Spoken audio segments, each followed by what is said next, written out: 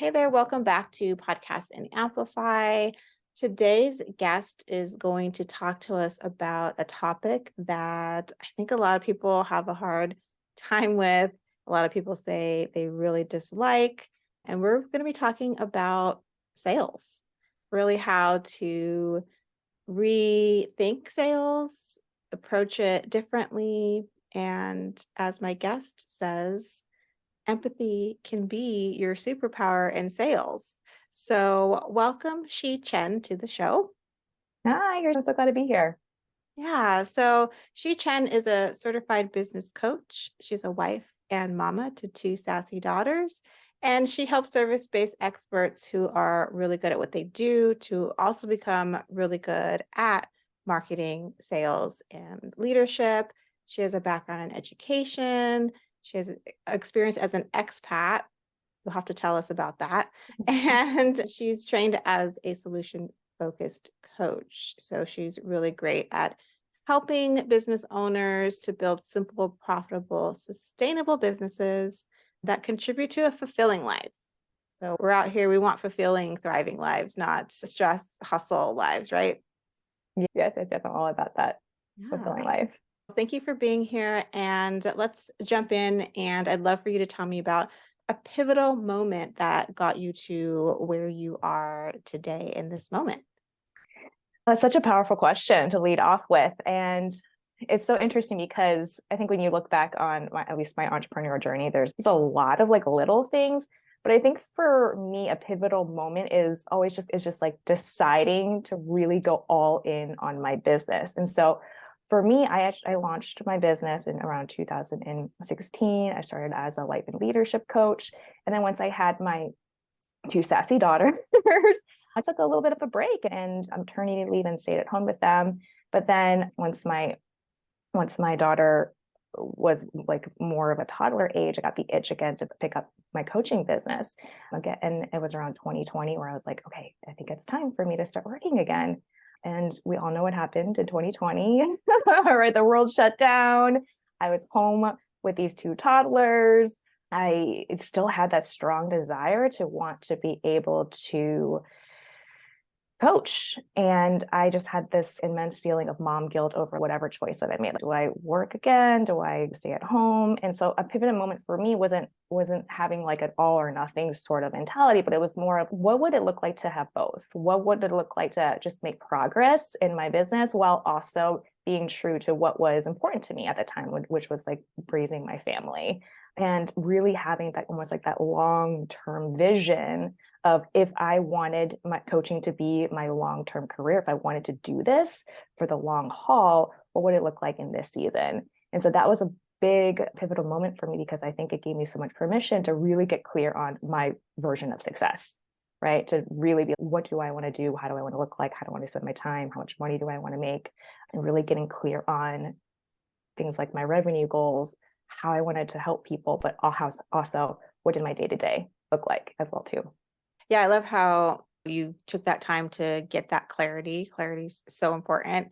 Well, that's how I help people start podcasts. We start with the clarity, right? And it's Yeah. so important in many aspects of life. And I like that you sat down and really not only tried to get or did get clarity, but also committed. It's like that clarity plus commitment is really powerful. And I think a lot of the times we can be like one foot in, one foot out. But it's like when you're really double down, you're like, this is what I'm doing and I'm going to find a way. I think that's when we become really unstoppable. And the outcome might not be what we envisioned, but we are getting closer to the thing that we are wanting just by doing those two things, getting the clarity and the commitment. So, what are some of the things that business owners need to really unlearn about sales? Yeah, I think this is definitely from my own experience as well too. Was so much more comfortable with the work. Like I was really comfortable with coaching. Just put a person in front of me, and I'm comfortable with coaching. But when it came to selling and telling people about what I do and how I could help them, I think that was like it's kind of like an ick factor. And I know a lot of people that I work with, that's their initial reaction when they hear of sales. They think of something that's icky, like the typical picture of a used car salesman sort of tactics. And I think the reason why a lot of people think that is because they had an experience where they, as a customer, they were not listened to, they were pushed into something they didn't want to do, or, you know, what have you. But I think one big thing to really unlearn about sales is that if you're a business owner, sales is actually, it could be a form of business self-care, right? And what I mean by that is without money coming in, you actually don't get to do the work that you want to do. Or another way to think about that is if you get really good at sales, then you get to do more of the work that you do. And a lot of people that I work with are service-based people like you who help people with their podcasts, or creatives or consultants, coaches, where we work really closely with our clients. And so we actually get to choose who we get to work with, right? We have a certain capacity of people that we get to work with, that we don't really have to sell to a whole bunch of people and not do a lot of volume. We actually get to choose who is the best fit for our work. And so when we think of business as, or sales as business self-care, like we're really taking care of our business. But then on the other side of that, sales is also can be service as well too.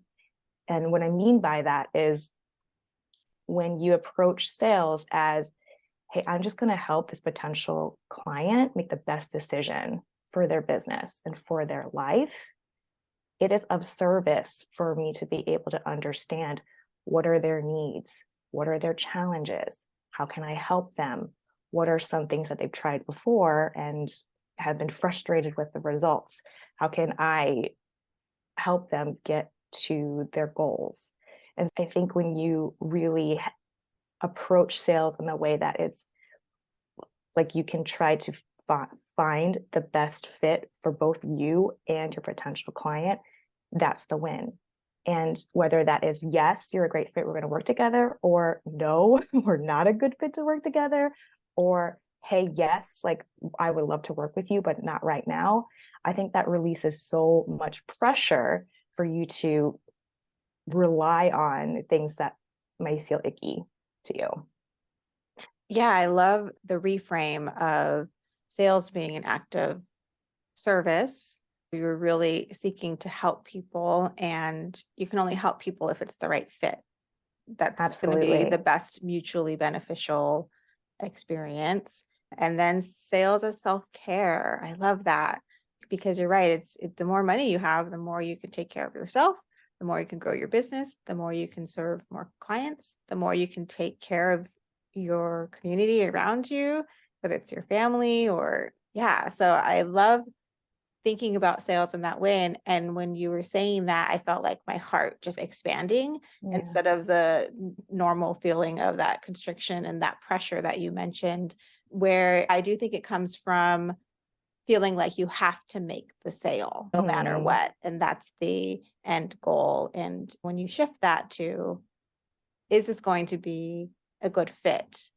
Do I want to work with this person? Will I be helping this person? And that's just such a different way to look at selling to people and how you approach them. This all ties into, I think, a big part of your message around empathy, bringing empathy into sales, bringing more of your humanity into our sales process. So can you talk a little bit about that? Yeah, the reason why I talk about bringing humanity into a sales process is that a lot of times, a lot of people don't realize that during the sales process, like you will feel it's a pretty vulnerable process. Again, because you are selling something that is really personal to you, you're selling work that you do, as opposed to selling something like a product, right? Something that's outside of yourself, a candle, or my husband sells pens and different everyday carry items, right? Like you're really almost like putting yourself on the line. This is my work. A lot of people have the personal brand. And so it can feel really vulnerable in that process. And a lot of times that can bring up a lot of fear and resist. What are people going to think of me? And those kind of things. But I remind my clients all the time that whatever fear that you're feeling, your potential client actually has a lot more on the line than you do. And I think the reason why I remind them of that is so to help them to shift that focus away from you as a salesperson and to get onto your potential client. And that way, when you can focus your energy again on listening to what your potential client's needs are and helping them to make the best decision for them, that actually allows you to just have a conversation, right? And to actually understand, oh, there's another human who can potentially invest thousands of dollars with you, time, attention, energy through your work together, and really seeing them as, okay, can we partner in this way as people, as team members, as coach, as whatever. And so really understanding that it's going to feel vulnerable because it is, and there's nothing wrong with that, but then also being okay with just having just conversations in the sales process as well too.